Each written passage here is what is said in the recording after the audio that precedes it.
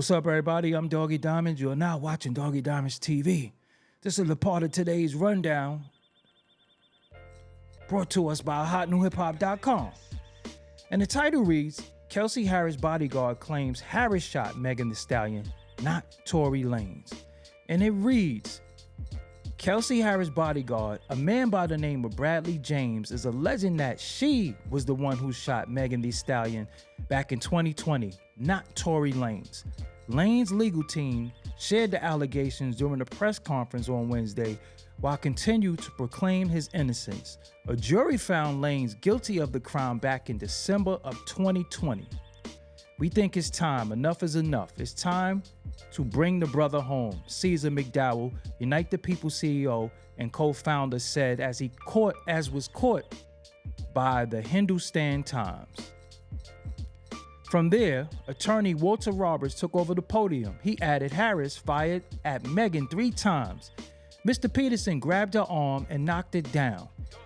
And the gun fired 2 more times. In essence, Mr. Peterson never shot anybody, never even touched the gun. He never fired the gun. The statement aligns with the statement of the only non-party witness to the case, Mr. Sean Kelly, who at trial testified he saw 2 women fighting. There were 3 potential suspects in the car that night, and yet the only DNA sample was taken of Mr. Peterson, even though unknown DNA was found on the gun. And I'm gonna go read this and then I'll go to what the lawyer said. We'll get into that. Wednesday's press conference comes after Tory Lanez survived a stabbing at the prison where he was serving his 10-year sentence earlier this week. CNN reports that another inmate stabbed him a number of times at the housing unit. In turn, he had been transported to a nearby hospital. So I covered that already. So let's get into what the attorney said, and I'm gonna stop the music really quick. Let's go. Not long ago, Unite the People was approached by a gentleman named Bradley James. Mr. James informed us he was working as the bodyguard and driver for Ms. Kelsey Harris during Mr. Peterson's trial. As such, he was in close proximity and he had privy to conversations she was having with her husband and others. Mr.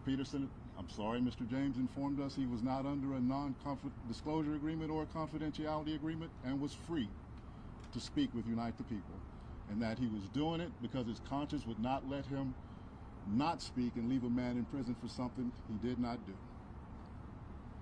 Mr. James informed Unite the People that he was witness to the conversation Ms. Harris had where she stated she had the gun, she fired it 3 times, Mr. Peterson grabbed her arm and knocked it down, and the gun fired 2 more times.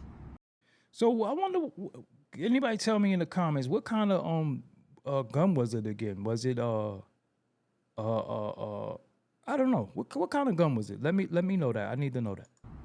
In essence, Mr. Peterson never shot anybody. Never even touched that gun. Never fired the gun. This statement aligns with the statement of the only non-party witness to the case, Mr. Sean Kelly, who at trial testified he saw 2 women fighting, 2 men break up the fight, 1 man grabbed the other one's arm. Gunshots came from the passenger side. Passenger side is where Ms. Harris was sitting. This further iterates that Mr.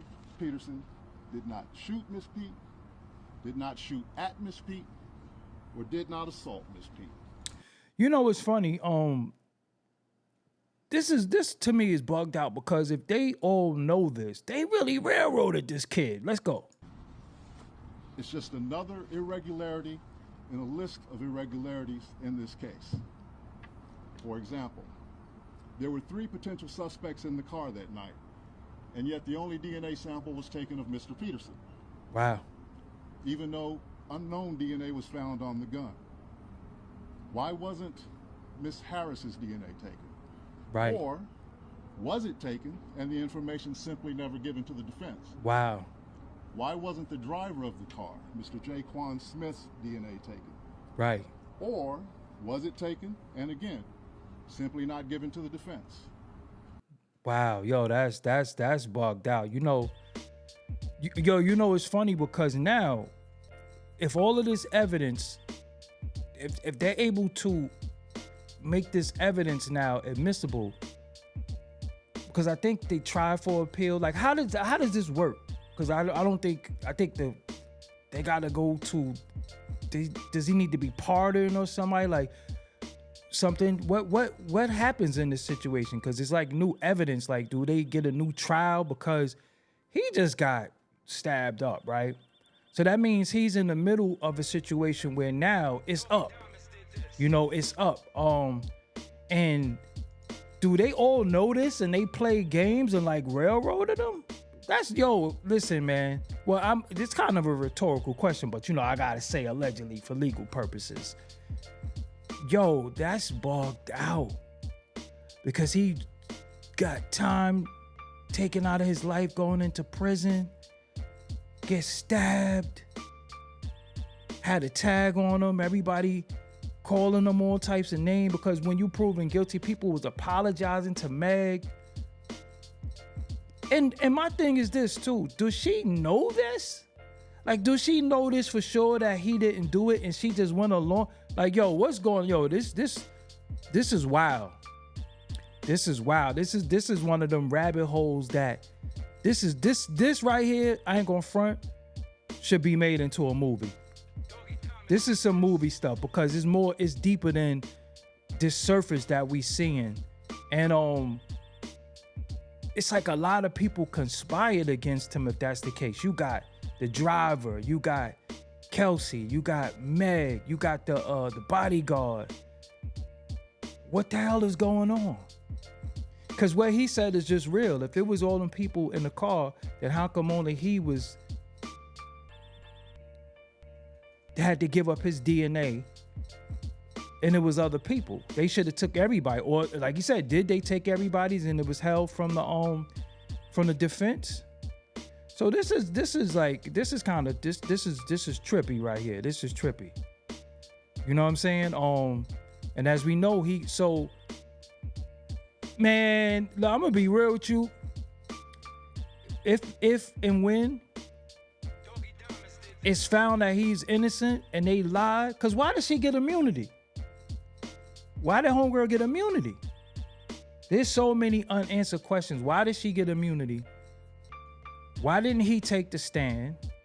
Who was his lawyers prior to this?